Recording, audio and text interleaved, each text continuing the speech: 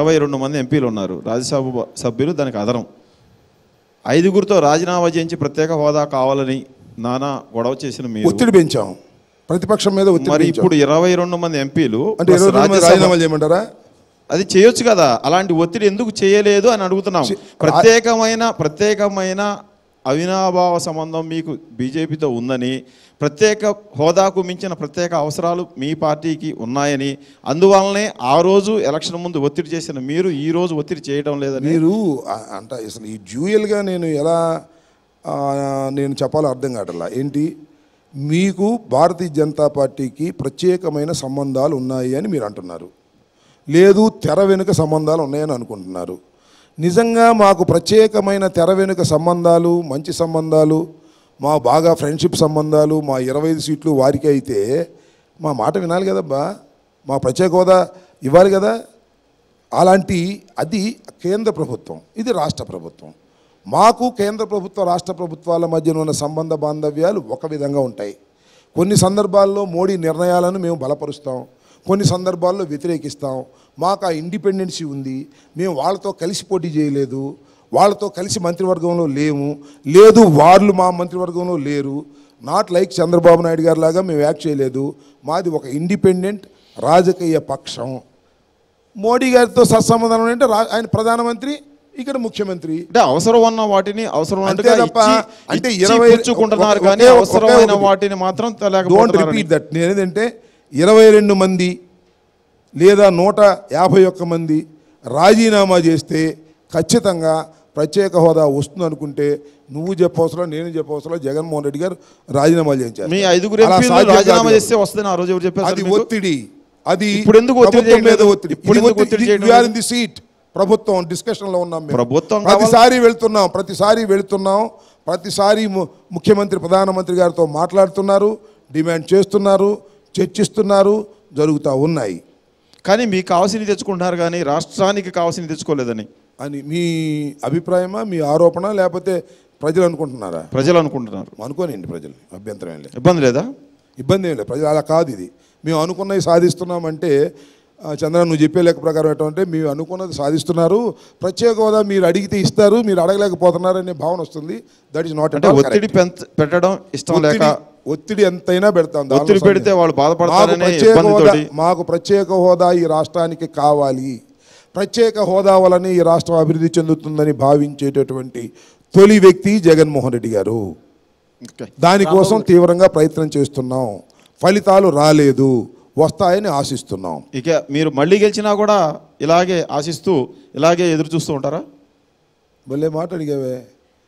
ఇలాగే ఆశిస్తూ ఇలాగే కొనసాగిస్తూ ఉంటామని మీరు ఎందుకు అనుకుంటున్నారు? అలాగా ఎందుకు మీరు మళ్ళీ ప్రభుత్వంలోకి వస్తారు, ప్రభుత్వంలో మీరు ఒత్తిడి పెంచలేరు కదా. ఇప్పుడు ప్రభుత్వంలో ఉండి ఒత్తిడి పెంచలేకపోతున్నారు. నువ్వు అడిగే ప్రశ్న ఎలా ఉందంటే మళ్ళా మేము ప్రభుత్వంలోకి వస్తే ఇలాగే కాలయాపన చేస్తాం అనుకుంటే మమ్మల్ని ఎందుకు రాణిస్తారు ప్రజలు? రాని చెప్పేది నమ్మటలేదని, మేం చెప్పేది నమ్ముతున్నారని అర్థం కదా. ప్రభుత్వం మళ్ళా వస్తే మా మీద విశ్వాసం ఉన్నట్టే కదా. అంబటి రాంబాబు అవినీతి పరుడా కాదా?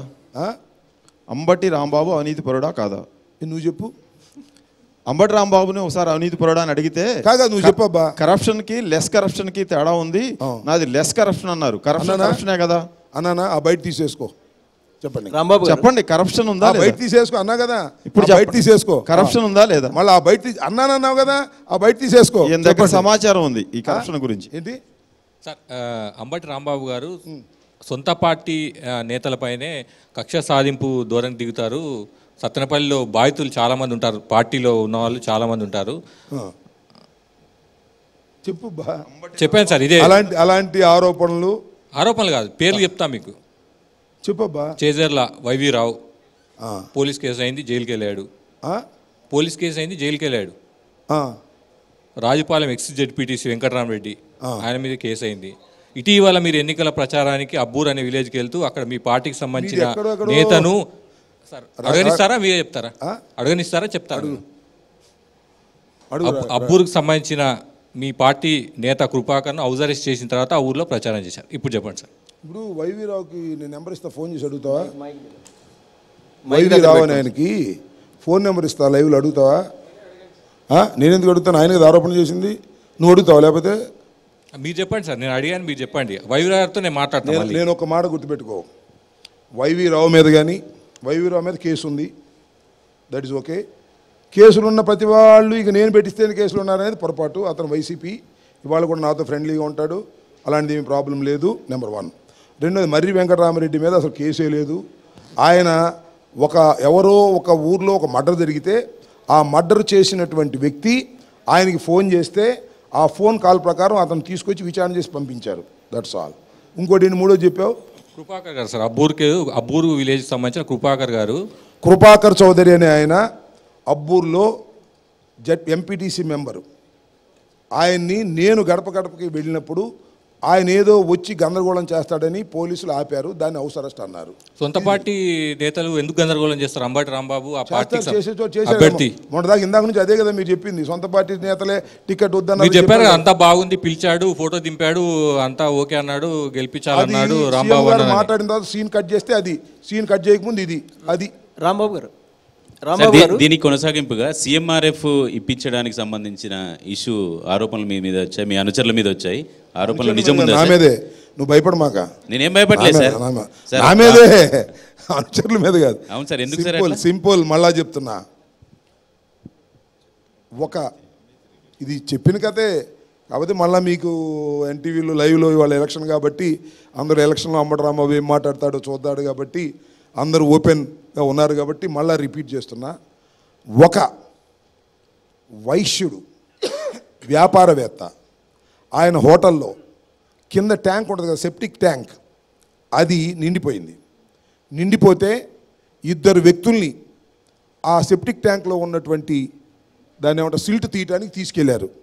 ఆ 2 వ్యక్తులు లోపల దిగి విషవాయువులు రావడంతో వాళ్ళు ఉక్కిరి బిక్కిరి అవడంతో ఈ వైశ్యుడు కూడా దానిలో దిగాడు వాళ్ళని కాపాడదామని. 3 చచ్చిపోయారు. విన్నారు కదా, 3 శవాలు అక్కడ ఉన్నాయి. వీళ్ళు ఏమన్నారంటే ఈ చనిపోయిన వాళ్ళు ఆ 3వ శవం ఎవరైతే ఓనర్ ఉన్నాడో ఆ పిల్లల్ని మాకు డబ్బులు కట్టండి 5 లక్షలు అని అడిగారు. వాడు మా నాన్న కూడా చనిపోయాడు కదయ్యా, నేను ఏం కడతాను అని అన్నారు. ఆ తర్వాత నాకు ఫోన్ చేశాను, నేను ఇప్పుడు హైదరాబాద్లో ఉన్నా, అయ్యా మీరు చనిపోయిన దానికి నేను సీఎం గారితో చెప్పి మీకు చెరువుకు 5 లక్షలు ఇప్పిస్తాను, మీరు వాళ్ళని ఒత్తిడి చేయమాకండి, వాళ్ళు కూడా చనిపోయారు కదా అని చెప్పా. అంటే మాకు శవానికి డబ్బులు కూడా దహనం చేయడానికి కూడా డబ్బులు లేవు, ఒక 2,50,000 రూపాయలు మీరు ఇప్పించండి వాళ్ళతో, మాకు మీరు ఇప్పించినప్పుడు మేము దానిలో ఇస్తాము అన్నారు. వాళ్ళు వయసుల చేత ఇప్పించాను 2,50,000 రూపాయలు. వాళ్ళల్లో సీఎం గారికి చెప్పి 5 లక్షల రూపాయలు చనిపోయిన వ్యక్తికి ఇప్పించాను నేను.